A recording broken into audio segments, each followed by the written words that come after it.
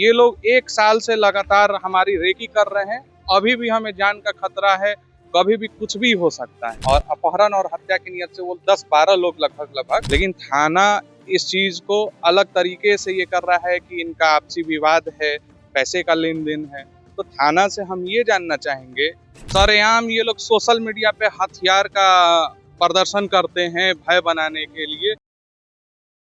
देखिए, एक बड़ा मामला सामने आया है। हमारे साथ इस वक्त एक शख्स मौजूद हैं जिनका दावा है कि उनके साथ मारपीट और अपहरण करने का प्रयास किया गया। हम उनसे बातचीत करते हैं और जानने का प्रयास करते हैं पूरा मामला क्या है। क्या नाम होगा? मेरा नाम आकाश कुमार ओझा हुआ। कहाँ के रहने वाले? आरा के हम रहने वाले हैं। पटना में हम अपना जमीन का व्यापार करते हैं। और विगत 29 जनवरी 2026 दिन बृहस्पतिवार को हम अपने कार से लौट रहे थे। मरीन ड्राइव होते हुए जा रहे थे, तो सोनपुर पुल के नीचे जो है दीघा में पड़ता है एरिया, वहाँ पे हम जा रहे थे तो कुछ लोग आए 2 गाड़ी से। एक i20 वाइट कलर की और एक ऑडी कार थी। i20 कार मेरे पीछे उन्होंने लगाया, गाड़ी से सटा के पीछे, और आगे से उन्होंने एक ऑडी लगाया। उसके बाद उन्होंने मेरे गेट का जो दरवाजा है, शीशा है, वो पटकने लगे कि खोल खोल, चल चल चल, तोरा के ले चलत हूँ। ऐसे वो लोग अपने लैंग्वेज में बोलने लगे। हम वहाँ से नहीं निकल पा रहे थे क्योंकि 3 साइड से गाड़ियाँ लगी हुई थी वहाँ पे। उसके बाद क्या हुआ कि वो लोग रॉड वगैरह निकाले। वहाँ से हमने प्रशासन को कॉल करने का कोशिश किया, फ़ोन लगा नहीं। उन्होंने रॉड से लेके हमारा शीशा फोड़ना शुरू किया। आगे का शीशा डैमेज किया, पीछे का शीशा डैमेज किया, साइड का जो ड्राइवर साइड का है वो किया। और उसके बाद उसमें से एक चंदन कुमार गोप नाम का एक आदमी है, व्यक्ति, जिसके साथ पूर्व में मेरा विवाद रहा है, वो मेरा गर्दन पकड़ के खींचने लगा कि निकाल इसको, लेके चल, ऐसा वो लोग लेके जाने लगा। उसके बाद आगे गाड़ियां बढ़ी तो हम कैसे भी करके हम अपनी गाड़ी को आगे बढ़ाएं, और रॉड से उन्होंने यहाँ पे मारा भी। और अपहरण और हत्या की नियत से वो 10-12 लोग लगभग वहाँ पे थे, और प्रहार चारों तरफ से, वो लाठी डंडे हथियार से लैस वो लोग थे। उसके बाद भागे भागे हम दीघा थाना पहुंचे। दीघा थाना पहुंचने के उपरांत भी वो लोग मेरा दीघा थाना तक पीछा किए। दीघा थाना के सामने हमने गाड़ी लगाया, वहां से बदहवास थाना में भागे।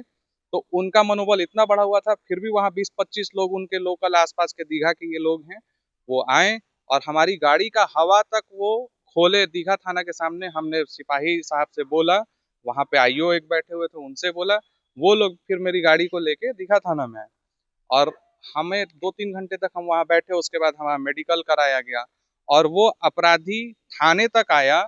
और जब हम मेडिकल कराने गए, मेडिकल करा के रिटर्न हो रहे थे, उसके बाद उसको वहाँ से हटा दिया गया। उनके वकील भी आए थे और वो सारे लोग वहाँ से चले गए। मेडिकल कराने के बाद हमारा एफआईआर लिया गया, एफआईआर हम किए।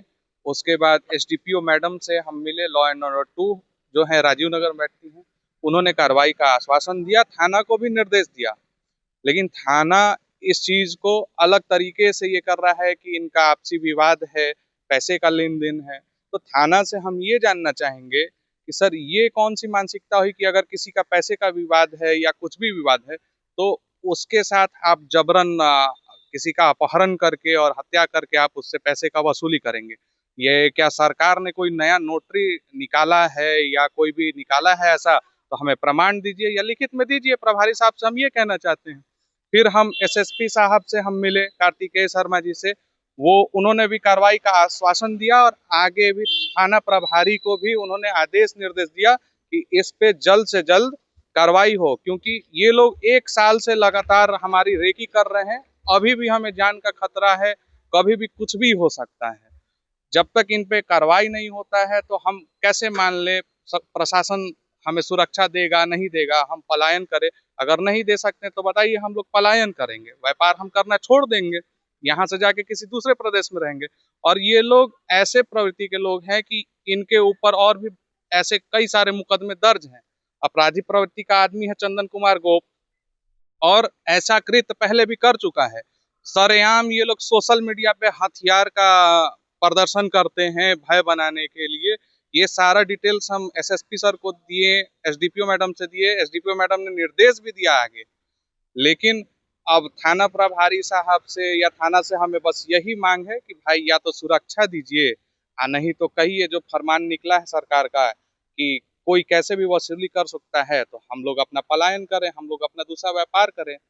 यही हम प्रशासन से मांग करते हैं कि सुरक्षा दी जाए और उसकी गिरफ्तारी जल्द से जल्द की जाए। पूर्व में क्या विवाद हुआ था?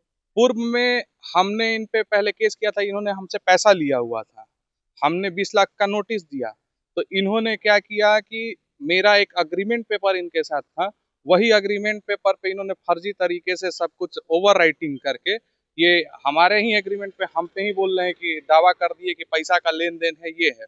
उसके बाद इन्होंने एक और फर्जी एफआईआर हम पे किया कि हम इनके साथ मारपीट किए हैं, इनके गाड़ी का शीशा तोड़े हैं। दीघा नहर रोड पे चेक पोस्ट है वनसती मंदिर के पास, वहां पे इनके साथ हम मारपीट किए, इनका ऐसा वक्तव्य था एफआईआर में। वो केस नंबर 814 2024 दीघा थाना कांड संख्या का है वो, ठीक है। तो उसके बाद इस सिलसिले में हम एसडीपीओ मैडम से भी मिले, एसडीपीओ मैडम ने साक्ष्य भी मांगा, तो साक्ष्य न होने के कारण मैडम ने आगे निर्देश भी दिया है कि इस केस को फॉल्स किया जाए, क्योंकि उनके पास साक्ष्य नहीं है, क्योंकि ये घटना हमने की ही नहीं है। और ये भी इनका फर्जी एफआईआर हमारे ऊपर किया गया है। हमने कंप्लेंट केस पहले किया हुआ है दानापुर में, उससे प्रेरित होके ये हमें फर्जी केस में फंसाने हेतु ये करते हैं। और इसी केस में एक और व्यक्ति हैं विवेकानंद सिन्हा, उनके साथ भी ये ऐसा कृत्य कर चुके हैं कि उनके साथ उठा के और केस चलते हुए के बीच में कुछ अपना राइटिंग करवाए हैं कि इनके केस में वैल्यू मिले। तो ऐसा कृत्य ये कर चुके हैं, उसका भी विवेकानंद सिन्हा जी ने भी अलग से उन पे केस किया हुआ है। यही विवाद है उनके साथ। चलिए, तो देखिए हमारे साथ जो शख्स है उन्होंने उनका क्या दावा है सीधे तौर पर आपने सुना है। जो कुछ भी घटना घटित हुई इसको लेकर उन्होंने बताया, हालांकि उस जगह पे मेरी मौजूदगी नहीं थी, तो जो कुछ भी इन्होंने कहा ये इनका वक्तव्य है और इस मामले में पुलिस का जो आधिकारिक पक्ष होगा उसके अभी इंतजार रहेगा।